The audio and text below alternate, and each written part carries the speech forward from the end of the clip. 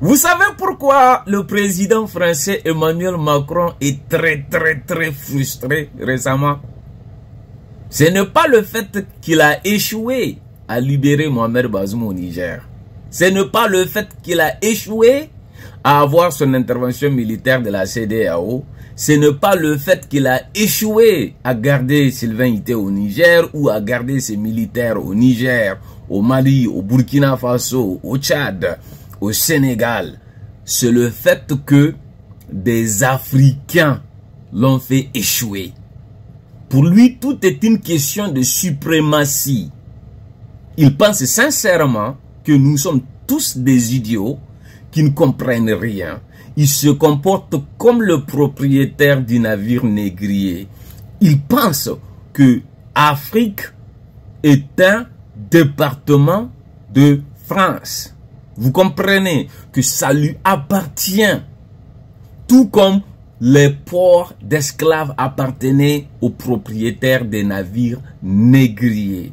Et donc, comment osez-vous, vous des nègres africains, nous dire que nous les Français, vous nous avez chassés? Donc il est venu fâché pour vous dire que c'est lui qui a voulu partir. Parce qu'il parle comme s'il n'est pas un président d'une république. Il parle comme si il n'a aucun conseiller diplomatique. Il parle comme si il est prêt à venir répondre même aux jeunes Africains qui fait brigade de veille sur les ronds-points à Niamey. Il est prêt à répondre aux jeunes Africains qui fait du standing et du sitting à la place de la résistance. Il parle comme si il regarde nos vidéos lui-même et nos commentaires et il est fâché contre les jeunes Africains qui sont en ligne en train de faire échec à sa diplomatie, échec à sa communication, échec et mat à ces faux experts sur leurs faux médias qui prétendent être des experts de l'Afrique alors qu'ils ne connaissent rien de chez nous. Je m'appelle Dr Tahirou Samuel Sidikou, fils du Niger aux États-Unis d'Amérique. Un vrai docteur. Parce que l'homme blanc ne donne pas de PhD cadeaux à des Africains du village comme moi. J'ai fait mes études aux États-Unis d'Amérique. Mes diplômes sont vérifiables en administration et en leadership. J'ai gagné le prix de la meilleure thèse de l'année en 2021 dans mon université parmi tous les candidats doctorants de l'année. Ensuite, j'étais nommé spécialiste en politique exécutive pour un État américain où j'ai conseillé 2 ministres et j'ai fait des recherches très approfondies pour 2 gouverneurs qui ont apprécié mon travail. Je suis fonctionnaire d'un État américain avec tous les bénéfices et toutes les accolades qu'il faut. Donc, nous ne sommes pas des faux experts, nous ne sommes pas des faux intellectuels, parce que si nous sommes des faux intellectuels, c'est eux qui ont fait de nous des faux intellectuels, parce que c'est eux qui nous ont donné les bourses nécessaires pour compléter nos études de leur pays.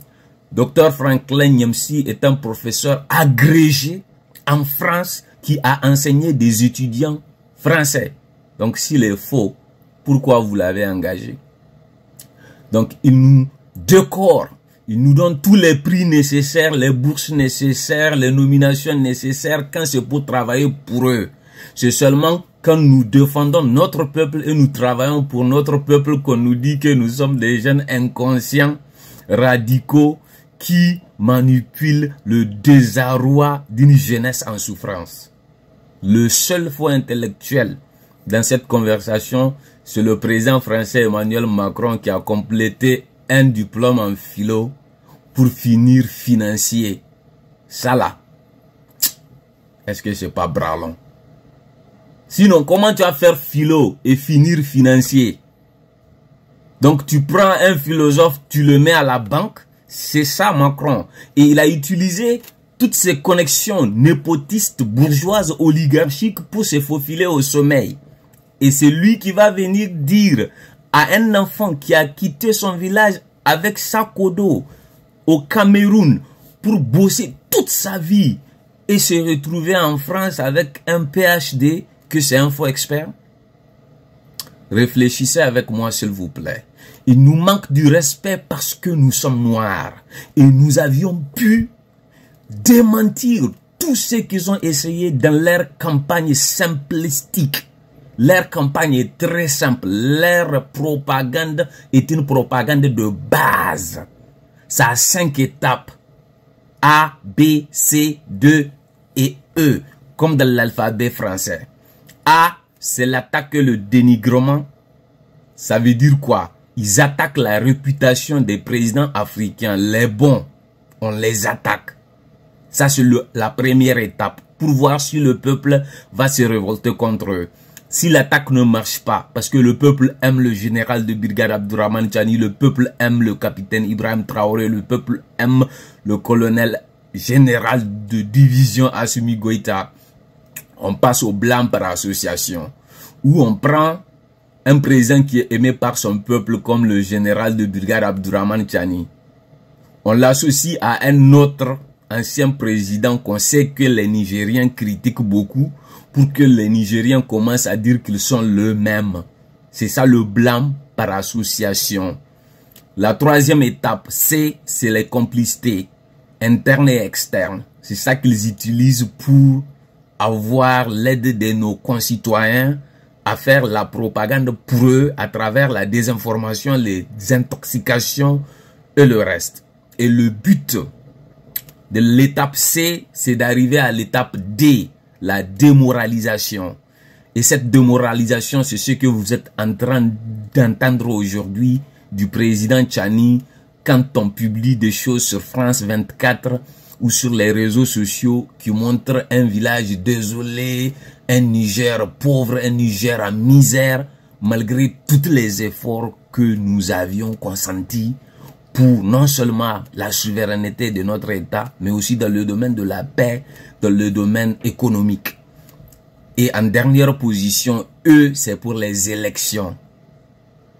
Donc, si rien ne marche, ils vont pousser pour les élections. Donc, A, attaque, B, blanc par association, C, complicité, D, démoralisation et E, élection. Si vous comprenez de quoi je parle et vous êtes prêts à faire échec à la propagande macronienne, faites-moi un signe. Mettez les pouces bleus, mettez les cœurs et partagez ce message au maximum s'il vous plaît.